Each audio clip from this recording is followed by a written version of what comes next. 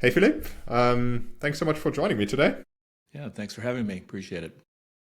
No, thank you. I really appreciate you making time for this. I know you're super busy. Before we kick things off, would you mind just giving us a little bit of context to who you are and then, of course, also depicts AI, if that's okay? Sure. My name's Philip Lunn. I'm the CEO of Depix Technologies, based out of Montreal. We're a startup in the generative AI space, focused on the design world, particularly automotive design right now.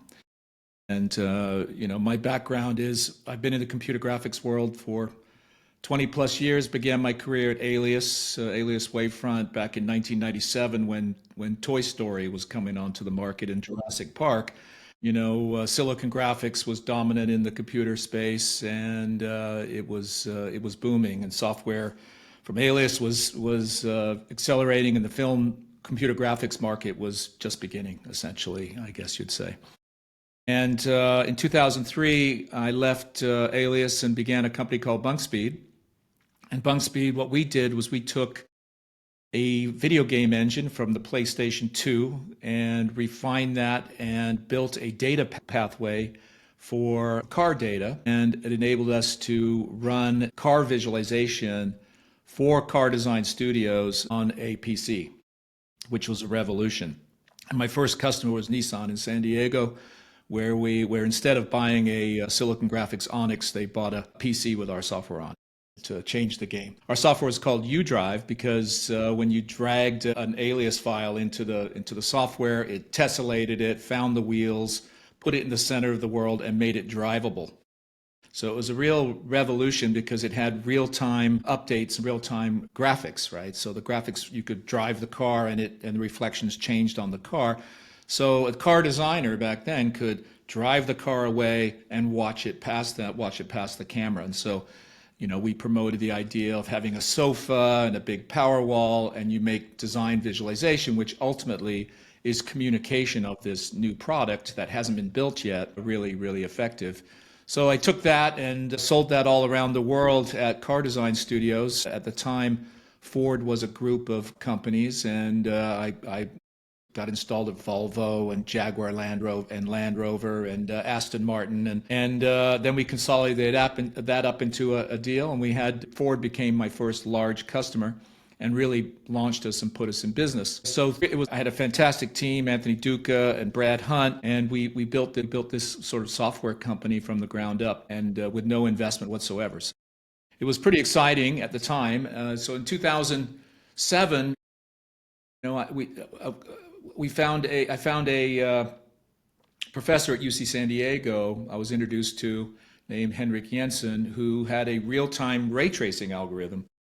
So, I chatted with him. I said, "Hey, can we put a car in there?" And he says, "Well, give me a car and I'll see if I can get it in there." And next thing you know, we had real-time ray tracing. So we added that to our UDrive product.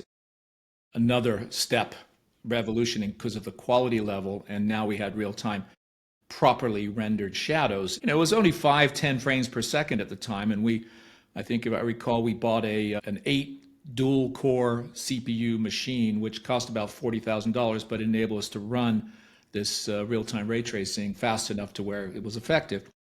And we sold that at quite a number of different car studios, and then we thought, well, if we lower the price and put a UI on it, maybe it'll sell a lot more. So we did that, and we named it Hypershot. And Hypershot, we first launched at the Industrial Design Society of America show in US. And again, a revolution happened because it solved the major problem for rendering, which was lights in the scene. Anybody who renders hates doing lighting, and that was the one question that we asked. Designers would come up and say, "What's the thing you don't like about rendering the most?" And they all said, lighting. Lighting is so hard.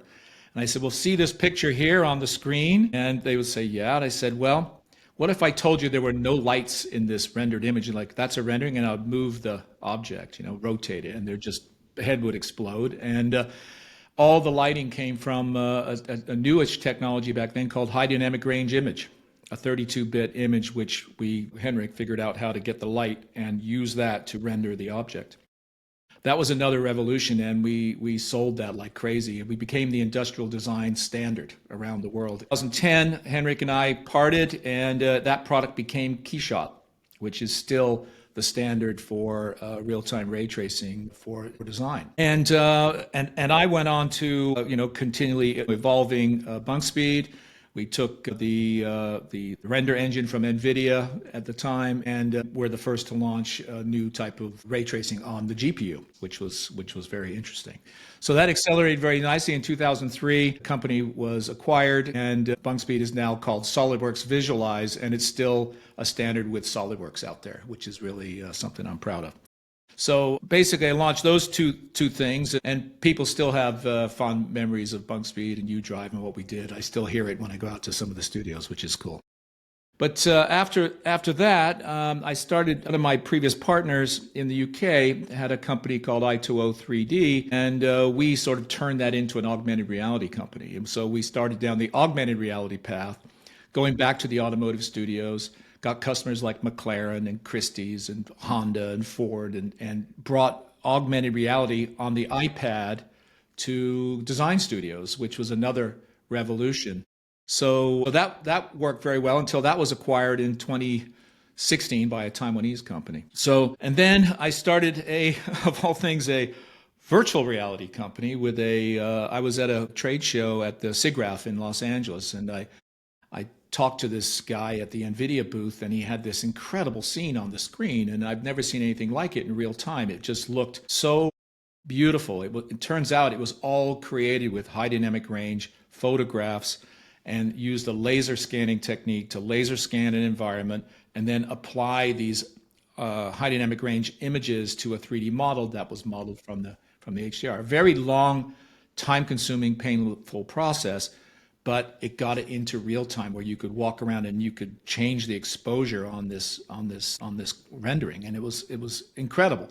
So I said, well, what are you going to do with this? And he says, oh, I just did it for fun. I said, well, you know what? If you can get a car in there, I think we might have a business. And sure enough, I gave him a car model, a Lamborghini. He put the Lamborghini in real time, and then the Oculus came. And I said, well, now we need to get this into Oculus. So I got myself down to Oculus, and they gave us a prototype headset, and we started working with that, and we actually got the scene into Oculus. Made an appointment to go down to Oculus and met with the team down there. This is before they were acquired by Facebook. They had just started, they just moved in a new office in Irvine. And I sort of talked my way into having a meeting with them, and they told me, well, you got 10 minutes, you can come on down. So they basically made us set up in the lobby, and my partner Scott and I, we set up in the lobby, and the first person who came over, he says, okay, what do you got here? And I said, well, put this on. And he looked at it, he goes, okay, I'll be right back. And he went away and got Brendan Irib, the COO at the time, I think he was. And he came back and looked at it. Next thing you know, Palmer Lucky's looking at it. Next thing you know, we're being invited into the back room to see what's next. And we're like, my eyes were like this. I couldn't believe what I saw. And they helped us get some business with Audi, and we ended up doing a project with Audi. And that broke us into the automotive space yet again. We did a project with BMW. We did one with Disney. We did a bunch of really cool projects. But we built a collaborative VR tool for probably one of the first, I think, where you could be in a scene with others and work on something together. And in this case, we had a tool which enabled us to laser scan a room, combine the laser scans, and then 1 pixel per pixel, we applied an HDR photograph on the depth pixel itself. And then we built an algorithm to expand the points in this point cloud. So as you got closer in VR, it expanded so it looked like it was a solid model. So instead of rendering polygons, we were rendering points. And of course, that was revolution number 3. And it was very exciting because after doing some car scenes and doing a big production for a Mercedes television commercial, we got the interest of Sony Pictures.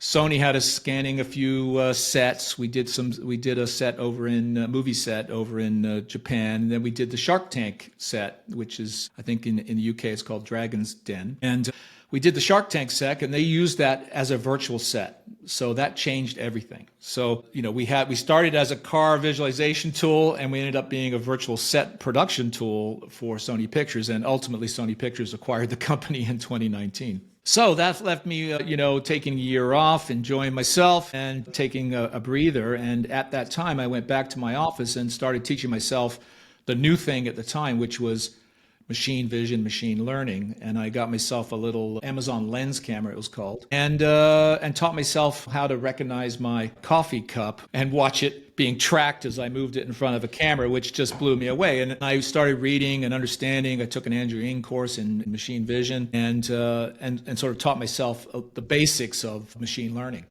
And of course, to me, this was the next revolution, right? It was the next big thing. And then, I got involved with a company up in Montreal called Tandem Launch, an incubator, and they were looking for a CEO. And I joined a group of folks out of Tandem Launch, and we raised some capital. This is when I joined, when Deepix became the co-founder of Deepix. And we went down the path of doing applying some of this AI to image editing. And that was in 2021. And in 2022, of course, generative AI came out, and I had an epiphany when I took about 30 images of my office chair in my office, ran it through this training set, and then was able to generate new pictures of my office chair in all kinds of scenarios. And this, to me, was like, okay, I've seen a lot of technology change. This is the biggest technology change I've seen yet, and will have ultimately the biggest impact on design, the design process, design visualization, design communication that has ever happened, right? So, and ultimately, I knew at that moment we must begin utilizing this new technology and build tools on top of it to enable sort of anyone to have a nice workflow to enable the democratization, essentially, of really high quality visualization. So you can communicate your ideas, right? Ultimately, visualization is about communication. You have an idea, you want to share that with someone, you want to express that in a way that others can understand it. And this had been a very long and tedious technical process of years and years of expertise using 3D rendering software. So this was a fundamental shift in the way things are done, and that leads me to here today. We built a product called Design Lab, and this is a set of tools in a nice package that enables designers to do really cool things really quickly, but yet get very high quality results without a lot of learning curve, right? Because we all are overworked and we all have too much to do, and so. This is really a new kind of tool to enable design communication in a much faster way. So that's what Design Lab is. And in the last couple of years, I guess, year and a half, we've been out on the market selling it to car design studios around the world and gotten some very, very high profile recent customers. So we're very excited, and things are going very well. No, thank you so much, Philip. That's fascinating journey. I really, really appreciate it and loved how you sort of explained the trajectory over the past sort of 20 plus years that led you to Deepix AI today, which you kind of alluded to my next question already, but to ask this a little bit more explicitly. Automotive design is of course quite complex, and is often organizationally seen as this sort of separate entity to the rest of any automotive OEM. How sort of across the design value chain, if that's a terminology we can use, is GenAI currently disrupting automotive design or image tech in automotive? And how do you think this may evolve over the coming few years?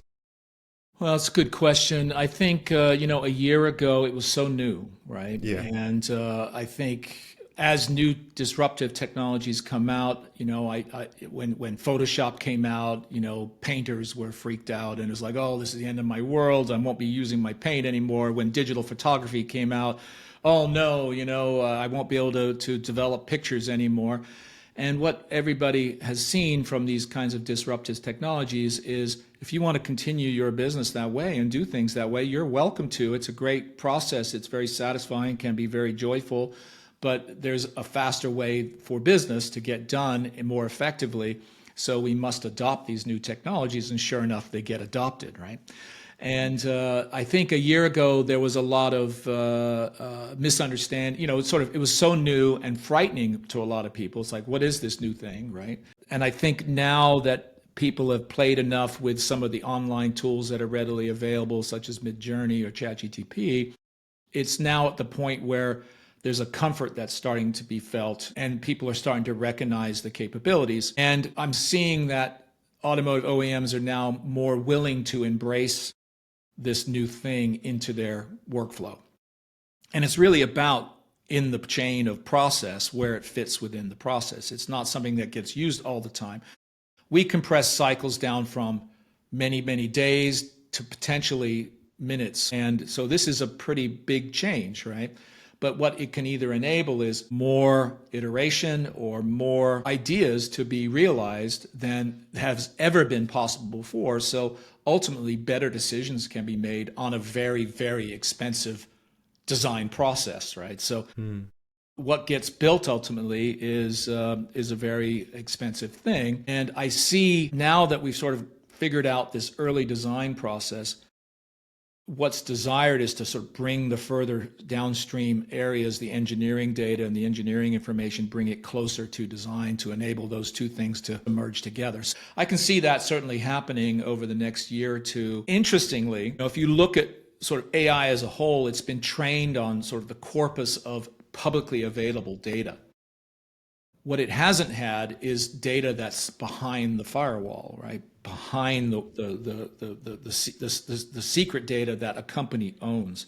And I think because of one of the areas that we focused on was making training very easy, the idea of customizing your AI, your personalized AI that will be yours, I think that to me is sort of where it's all going to go. And an OEM will build their core data set within that custom trained AI. So I think, I think over the next year or two, what's going to happen is more and more data is going to be put into a corporate owned AI system, which is where I think it should reside.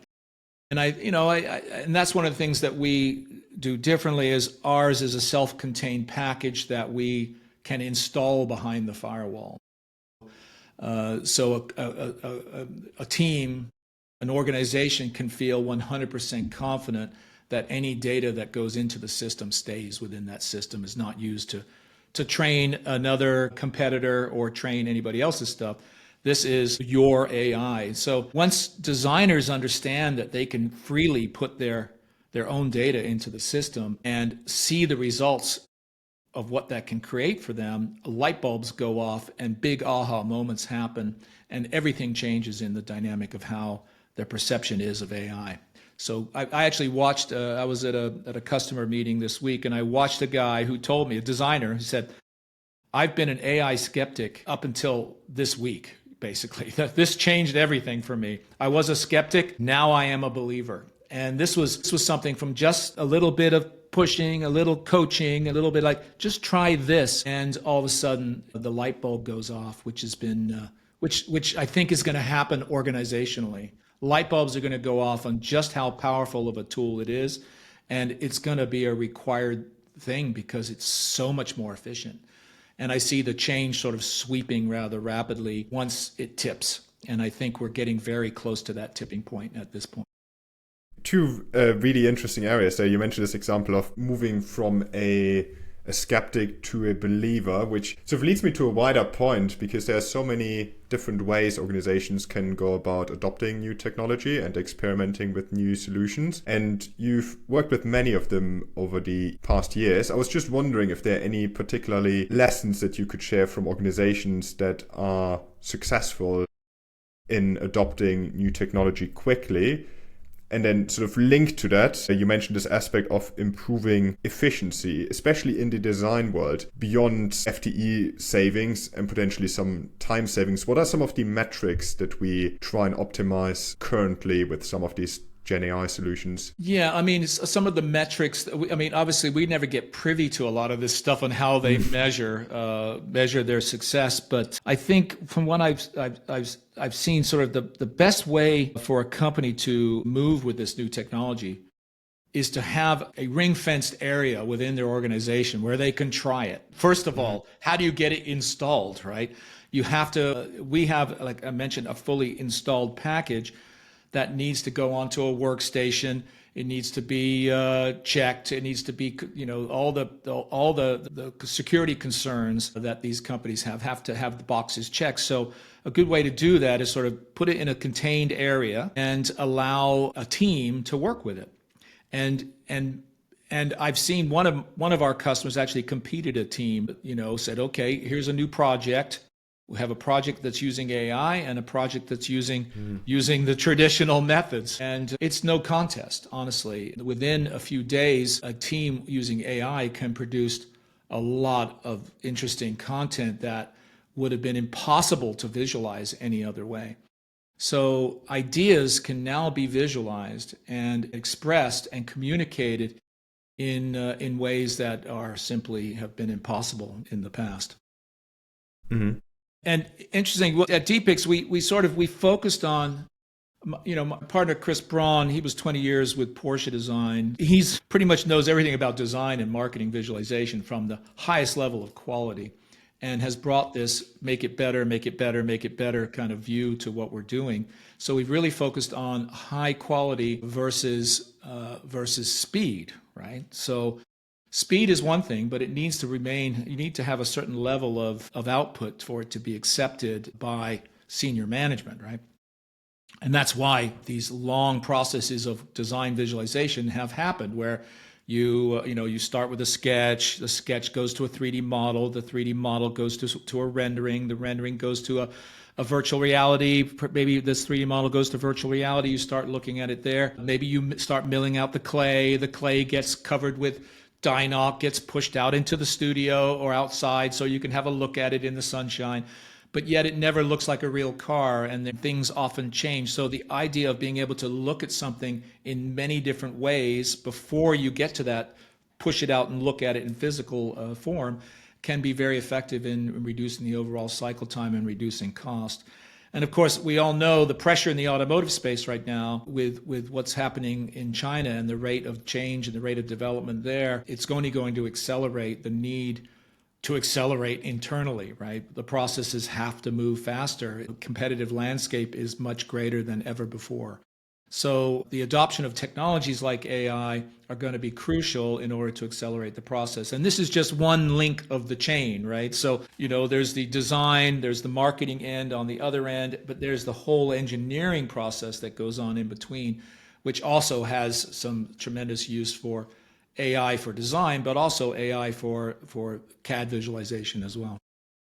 Most brands are very proud, for good reason, of their heritage and their unique characteristics. I was just wondering if all of these organizations now start using GenAI solutions in the design world, do you think there's a risk that they lose some of their very subjective, unique characteristics? Or do you think if these tools are being applied in the right way, that they can maintain the uniqueness and sort of reflect their heritage in some of their current designs? Yeah, so that's a great question. I think ultimately AI is just a reflection. That's all it is, right? So it's a reflection of the data that it's been trained on. But you can infer new things with new input, sketch, photograph, other influences, much like our brain works. If you look at a designer, typical designer has been building a Pinterest page or Pinterest pages for many years, making a collection of architectural influences or other shapes, maybe fashion, toys. It could be anything, but they have a collection of Pinterest pages that essentially is training their intelligence on what they're doing.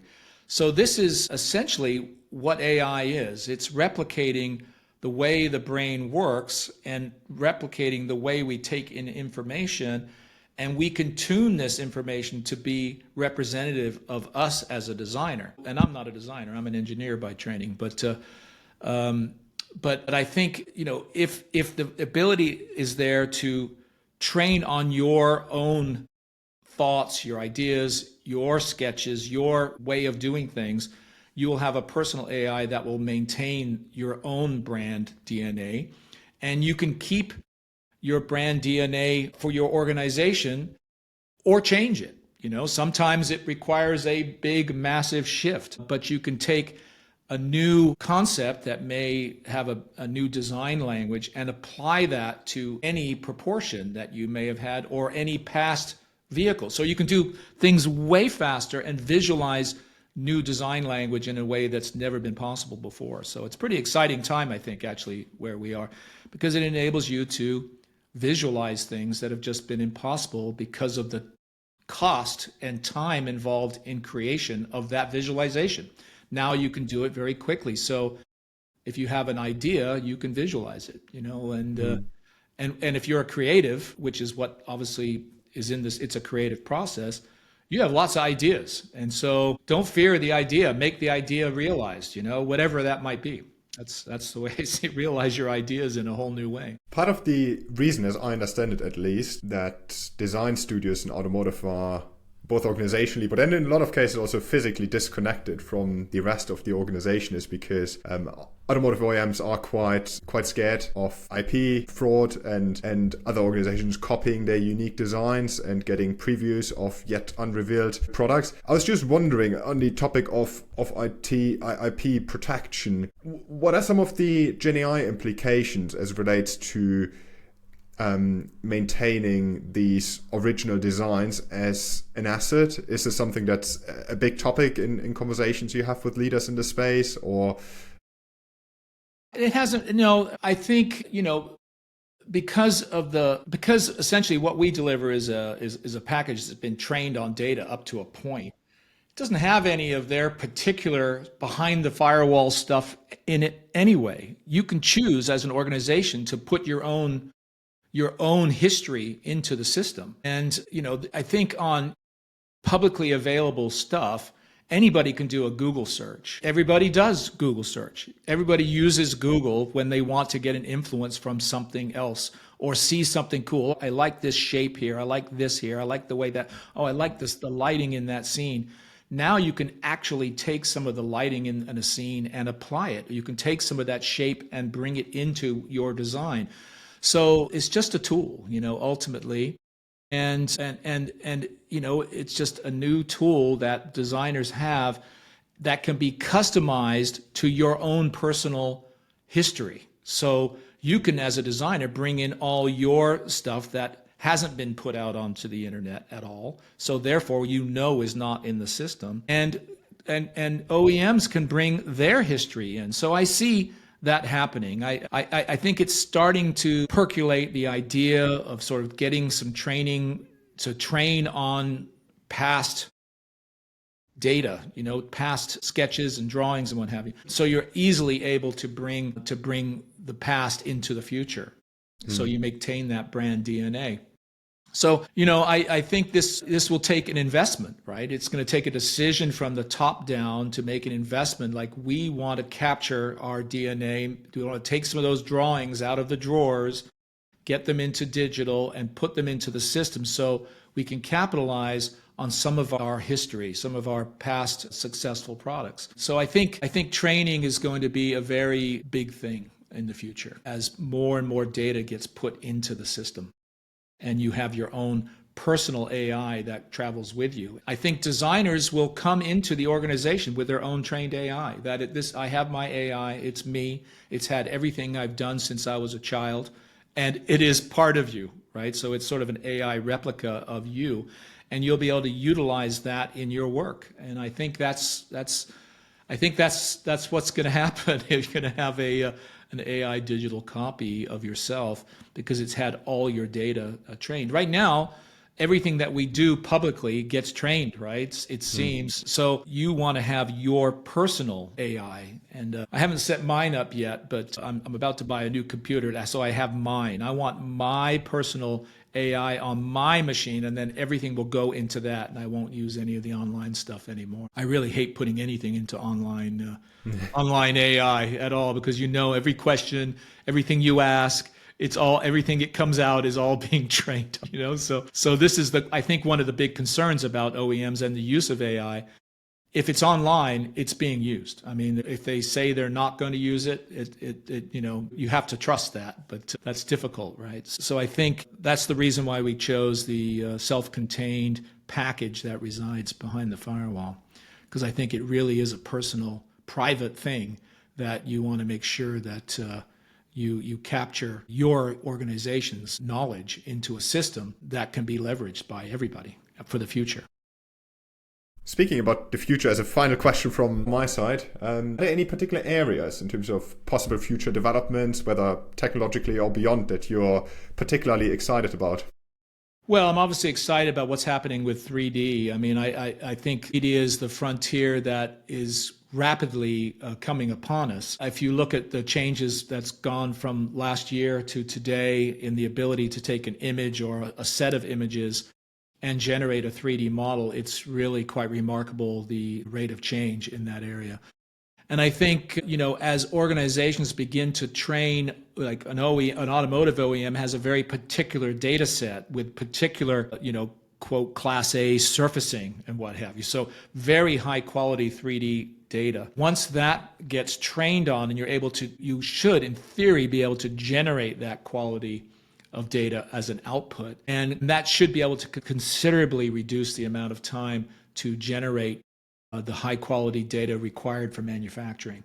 So I think as people begin to feel more comfortable with AI as a whole, that it's a tool to help you to accelerate the process, and those processes do get accelerated, I think, more and more of the downstream process will be moving into an AI type of generative system that will make everybody smarter and work faster, right? Ultimately, we've got to reduce the costs and be more productive to compete in this very competitive world. And so there's some big dramatic changes coming, I think. So, yeah. Thank you so much for your time today, Philip. It's much appreciated. I learned loads from you today. Yeah, thanks very much.